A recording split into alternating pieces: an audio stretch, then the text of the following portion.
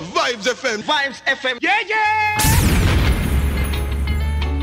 You never know where you're going in life, unless you know where you come from. Yo, FX, play that bass line. Yeah. This is where I'm from. Fisher. Yeah.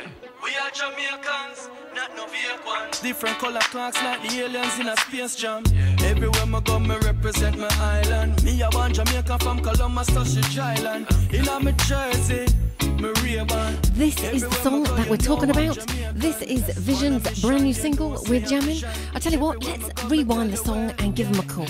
Well, Rocket and China up now, your bicycle set up just ride again. Hello? Hi Vision, it's Sarah from Vibes FM in London calling to congratulate you on the release of your new single, We're Jamming. How are you doing? I'm fine, thank you. Thanks for calling. You're very welcome. We've been playing your tune for the last few weeks here. You must have had quite a lot of happy memories growing up in Jamaica. It's a reminiscing type of song, right?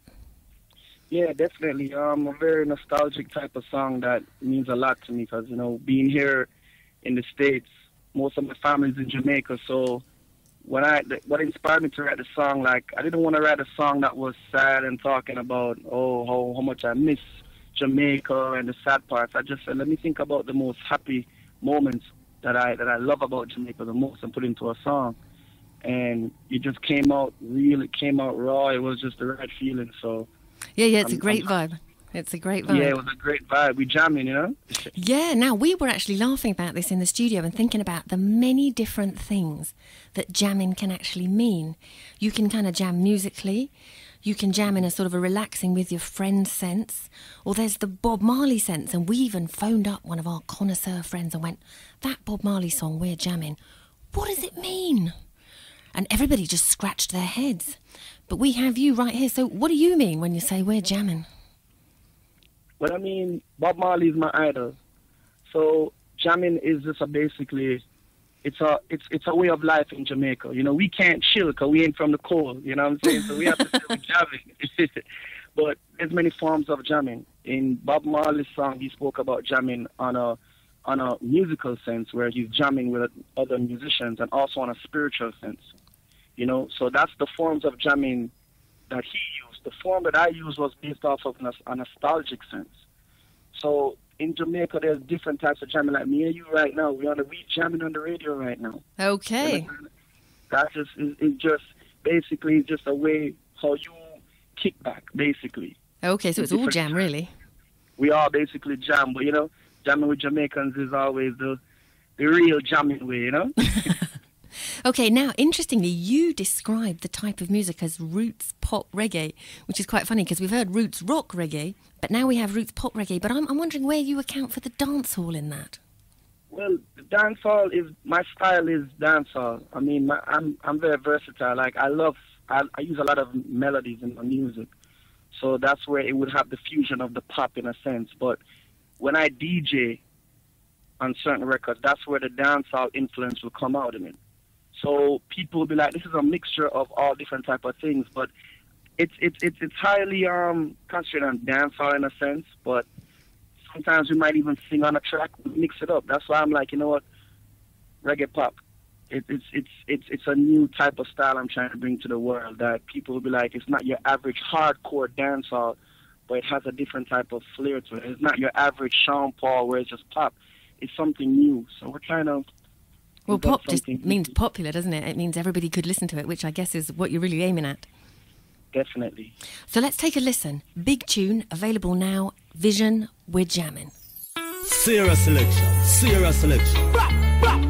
You never know where you're going in life, unless you know where you come from. Yo, FX, play that bass line. Vibes FM, big deal, the real deal. Listening to Vibes FM, big deal, big deal. This is where I'm from. Fisher. Yeah. We are Jamaicans, not no fake ones. Different color clocks like the aliens in a space jam. Everywhere I go, me represent my island. Me a one Jamaica from Columbus to Shitch Island. In a me Jersey, me Ray-Ban. Everywhere I go, you know I'm Jamaican. On a mission, you know, say a vision. Everywhere I go, me tell you where, yeah. I'm from a place called Strathmore Corner. Smithy and the gang, we used to smoke the marijuana. Back then we used to share so much laughter. Used to run boat, we coulda feed the whole corner. Me and my real friends link up on the weekends. Play ball round a land. One love, take your side off. Skins for shirts, that was the face off. Every Saturday was a kicker. We jamming, we jamming, we jamming, we jamming, we jamming. Let me take you to the island of Jamaica. We jamming, we jamming, we jamming, we jamming, we jamming. You don't know, Judge, I love ya. Now, you obviously had some great memories of Jamaica, but you also spent a little time growing up in the UK, is that right? Yep, that's right, in Birmingham. Now, your dad was a footballer, is that right as well? Yeah, he was. And professionally? Yeah, he played professional for West Ham before they actually reached the Division 1. You know, back in those days, they were like Division 1, Division 2 teams. But I grew up watching my father play. So that's where I was born in Jamaica, and then not too long, we moved to England. Okay, and your dad played for West Ham. Yeah, he played for West Ham and other clubs. So soccer was everything. I wanted to be just like my father. You know, I remember growing up in England and looking at all his trophies, and he has write-ups in the newspapers, and that's what I wanted to be. So it's kind of funny now that people see me doing music, because the avenue was supposed to be soccer. But same as soccer, football, you know, we Jamaican and British. I don't know, I'm saying soccer. Football. Yeah, football. Talk properly, man. Soccer nonsense. Yeah, but yeah, man, England, I have most of my family's over there. I got a sister over there, 2 nieces. Also have a brother. So England is like my second home. When I say jamming, I'm also, you know, there's also a jamming feeling about England as well. You understand? Because that's basically my first home. So I love England. Do you still follow football? Oh, definitely. I mean, I don't know if I'm going to get any trouble for saying this, but Manchester United is my team, although they're not doing so good. That's painful, isn't it? That's painful. Yeah, but you know, I'm a Wayne Rooney fan. I'm a big Wayne Rooney fan. Manchester United. I mean, you know. Right. Well, it looks like Man City at the moment. I hate to tell you. Yeah, but you know, there's always next season. That's right. There's always next season. I don't know if you're even going to get into Europe this year. And what about the World Cup? Who are you rooting for in the World Cup? I'm an England fan. It sounds funny, but I've always been an England fan. I mean, I want England to win the World Cup so bad. Well, good luck with that. I mean, I don't know, but I believe that England can win the World Cup. It just need the right coaching. Can and will, they're 2 very big words, aren't they? But it's going to happen. It's going to happen. Okay, well, fingers crossed. Now, your family moved back to Jamaica and you began ghostwriting for other artists before you were finally encouraged to sing yourself. Now, that's the same story that happened to Chronixx. And I'm wondering, is that a common thing in Jamaica? Well, you know, music in Jamaica, everybody does music. Everybody's an artist. There's a studio on every corner. So yes. Some people will say, you know what, I don't want to be in the forefront of music, so it's easier to be a ghostwriter or a producer. So you'd have many of those, but then I can't describe how Chronixx came to be an artist. But when I was writing these songs and I wanted to get to certain artists, I was just like, some of these songs, they wouldn't feel good coming from other artists. I had to relate them. And then, you know, experimenting with it, I'm like, let me try to voice it myself and see how it would work. And then the responses were like, man, this song is for you.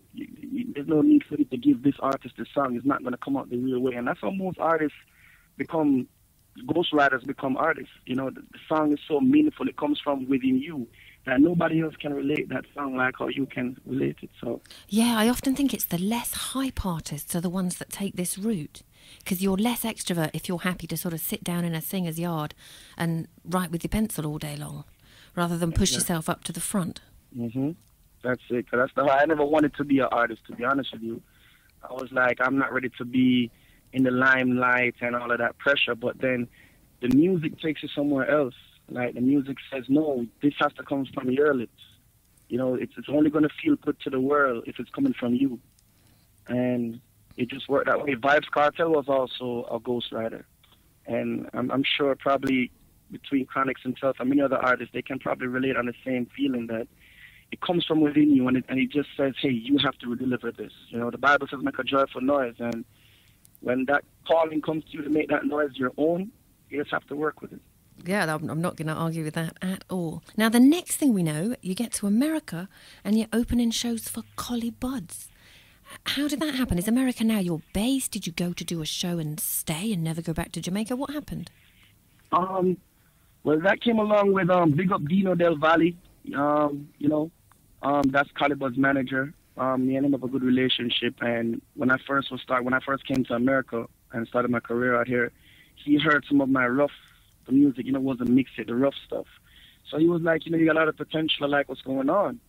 So at that time, he was like, I'm going to give you an opportunity to open for Collie Buddz. It was a great opportunity for me because that was my first time on the international scene. And I performed out there. The vibe was so different compared to, performing in Jamaica. Yeah, completely. How many people were there? Oh, wow. It was like close to 10,000 people. Imagine. And it was, a different type of crowd, not what I'm used to. No, of course. But they accepted the music. They loved it. And from that, I'm like, wow, this is, I want this, it was so great. Big up to Collie Buddz, New Kingston, Pee Wee, the whole crew. Big up Dino, DJ Genie. Yeah, man, big up Warren, you see me? So. Brilliant. So it's pretty much now you've got the new single out, you're on your way. Thank goodness you haven't let go of your proper English spelling and you're spelling vision with an S, not with a Z, like those Americans. Yeah. Which is going to be important if people are looking to connect with you on social media. Let's do the do, shall we? On social media, where should people look for you? Well, everybody can first go to my website. It's www.whoisvision.com. That website will bring you to all of my social medias. My Instagram, which is The Real Vision, just like how it sounds, just the same spelling, The Real Vision. My Facebook, Official Vision, and my Twitter, @VisionKGN8. Okay, that's Kingston 8, right? Yeah, Kingston 8, yeah.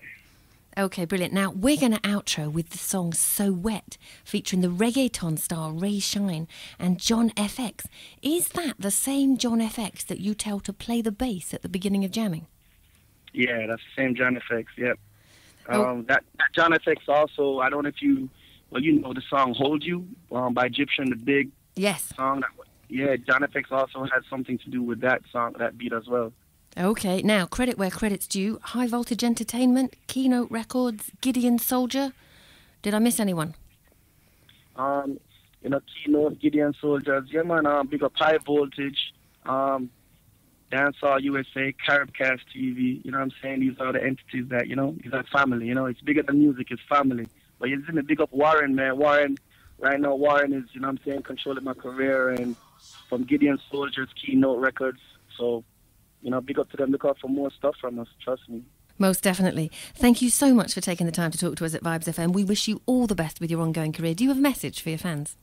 Yeah, you don't know this. Thank you, everybody, for supporting me. I'm going to continue to make music that will make you move, bring you back to Jamaica. And all of my Jamaicans in England, I hope to see you soon. And you know this Vision Music Commission. We're jamming. Let me take you to the island of Jamaica. You don't know Vision. 1, 2, 3, go. This is VibesFM.net, your reggae power machine. Sierra C. V to the I to the S-I-O-N.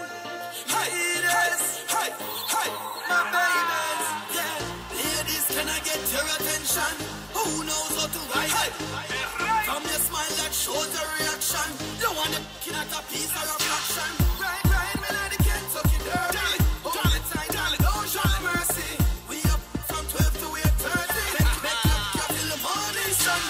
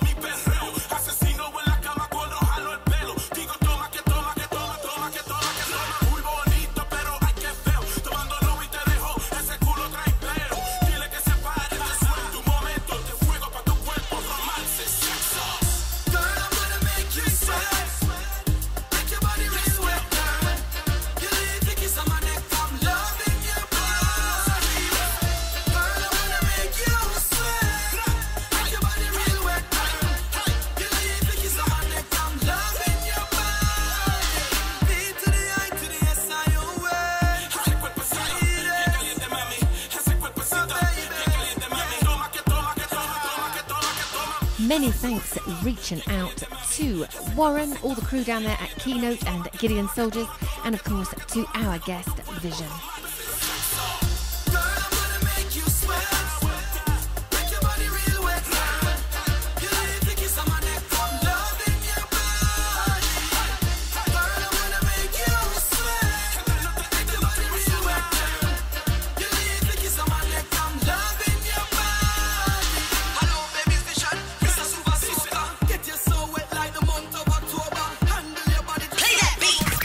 Broadcasting from London, UK, this is VibesFM.net, showcasing the very best in reggae, dancehall and revival. Float like a butterfly, sting like a bee. Listen to Vibes FM. Listen to Sarah C. I saw you go.